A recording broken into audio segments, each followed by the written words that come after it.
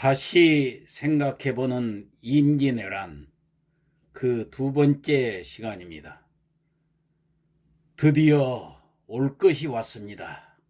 1592년 임진년 4월 13일 일본군 선봉부대인 제1군 고니시 유키나가가 부산진 성에 상륙했습니다. 고니시 유키나가가 이끄는 제1군은 4월 13일 아침 일찍 쓰시마 섬을 출발하고 4월 13일 초저녁에 부산 앞바다에 도착했습니다. 당시 부산진의 수령은 부산 첨사 관직의 정발이라는 장수였습니다. 부산 첨사 정발은 남해안 최전선에서 복무하던 장수인 만큼 왜군 침략의 가능성을 어느 정도 파악하고 있었습니다.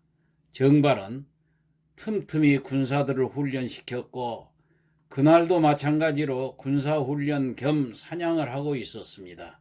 4월 13일 오후 왜군의 함선이 쓰시마 섬을 출발했다는 소식이 정발에게 전달되었으나 정발은 아직까지 모든 사실을 전쟁으로 받아들이기엔 이르다고 판단했습니다. 4월 13일 초저녁 일본군의 함선이 무역선이 아니라 군함이라는 걸 직접 눈으로 본 정발은 부산진 성으로 다시 들어와서 성문을 굳게 잠그고 전투 준비를 했습니다. 1592년 4월 13일 고니시가 이끄는 일본군 선봉대 18,700명이 700여 척의 병선에 나누어 타고 쓰시마 섬의 오우라항, 대포항이죠. 이 항구를 출항해가지고 부산포로 쳐들어온 것입니다. 그리고 고니시 유키나가는 하룻밤을 저령도 앞바다에서 지내고 다음 날인 4월 14일 아침부터 공격을 감행했습니다. 당시 고니시 유키나가의 제1군 규모 18,700명, 부산진성 안에서 정발이 이끄는 조선 군대 수는 600명 뿐이었습니다. 3배도 아니고 30배 규모였습니다. 보통 30배 정도 차이가 나면은 아무리 공성전이라고 해도 한두 시간이면 금세 함락되고 맙니다. 그런데 부산진 성은 무려 5시간을 버텨냈습니다. 전쟁 도중 부산 첨사 정발은 날아오는 총탄에 맞아 전사했습니다. 성이 함락되고도 성내에서는 조선군의 항전이 계속되어서 성내 시가전이 전개되었습니다. 조선군은 항복하지 않고 계속 싸운 결과 부산은 비극적이게도 학살이나 다름없는 정도의 피해를 보게 되었습니다. 이날 유난히 안개가 자욱했다고 합니다.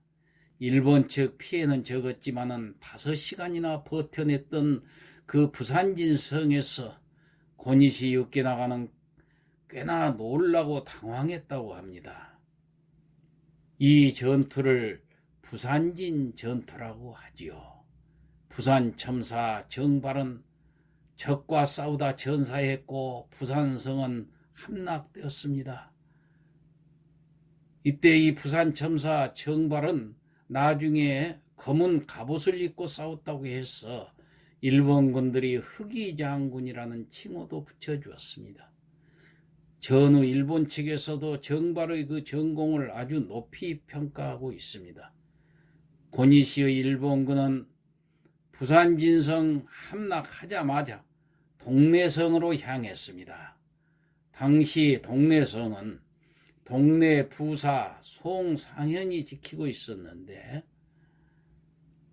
왜군들이 동래성으로 향한다는 소식에 오늘날의 육군 사령관급인 경상 좌병사 이각도 군대를 모아가지고 동래성으로 들어왔습니다. 당시 동래성 내 병력은 3천여 명이 있었습니다. 부산진성 함락 다음 날인 15일 고니시의 제1군이 동래성에 도착했습니다. 이각은 왜군의 규모를 보고 송상현에게 자신은 성 밖에서 진채를 치고 왜군들을 측면에서 공격할 것이라고 말하면서 성 밖으로 도망을 치더니 굉장히 좋은 장소에다 진을 쳤던 것입니다. 임금만 잡으면 된다는 이 권희시, 불필요한 전투를 피하고 싶던 권희시는 성 밖에서 나무 상자에 글을 써서 송상현에게 보여줬습니다. 명나라로 가는 길이니 길만 비켜달라. 조선이 목적이 아니고 명나라로 가는 길이니 길만 비켜주면 평화롭게 길만 지나가겠노라는 뜻이었습니다. 이에 동네 부사 송상현은 다음과 같이 답신을 했습니다. 목숨을 내주긴 쉬우나 길을 비키는 건 어렵다. 4월 15일 권희시는 성 함락을 명령했고 임진왜란의 두 번째 전투인 동래 전투가 시작되었습니다. 동래부사 송상현은 1589년 이순신이 불차타경으로 승진될 때 이순신 그리고 권율과 함께 특채되었던 사람이었습니다.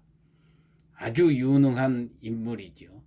전쟁이 일어난다고 생각하는 사람이었고 개전 전부터 성곽을 수리하고 군사훈련에 특히 신경을 썼지만 왜군들의 조청이라는 신식무기와 병력 수 차이로 인해서 동래성은 함락될 수밖에 없었습니다.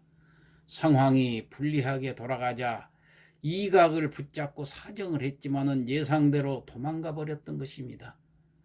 동래부 순절도라는 그림에 보면은 당시 상황이 디테일하게 그려져 있는데 먼저 도망가고 있는 경상 좌병사 이각의 모습이 보이고 지붕 위로 올라가 기와들을 던지는 여인들의 모습, 그리고 그림 정중앙에는 성문이 뚫리자 관복을 입고 왕에게 절을 올리고 있는 동래 부사 송상현의 그 숭고한 모습이 그려져 있습니다.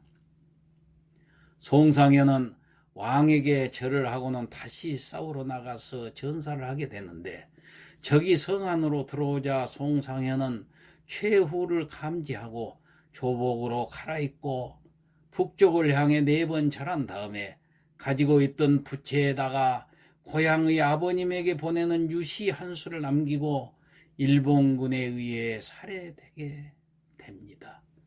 그 유시 내용은 다음과 같습니다. 고성 월훈이여 대진불구라. 고립된 성을 외적이 달무리처럼 에워싸고 진을 구할 길이 없사옵니다. 군신 의중이요 부자 은경이라. 군신 간의 의리가 중해서 여기서 죽게 되니 부모님의 은혜를 소홀히 하는 이 불효를 용서하소서.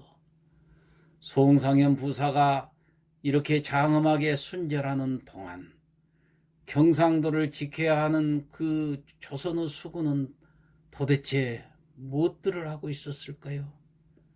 해군 사령관급인 경상 좌수사 박홍은 왜군들의 숫자를 보곤 겁이 나서 자취를 감춰버렸고, 역시 같은 계급의 경상 우수사 원균은 출전을 하러 나갔다가 무턱대고 싸우다 보면 조선 수군이 전멸할 거라고 판단해서인지 왜군들이 먹지 못하게 군량하고 또 군함을 몇 척이나 불태워버리고는 후일을 대비하겠다면서 도망가 버렸던 것입니다.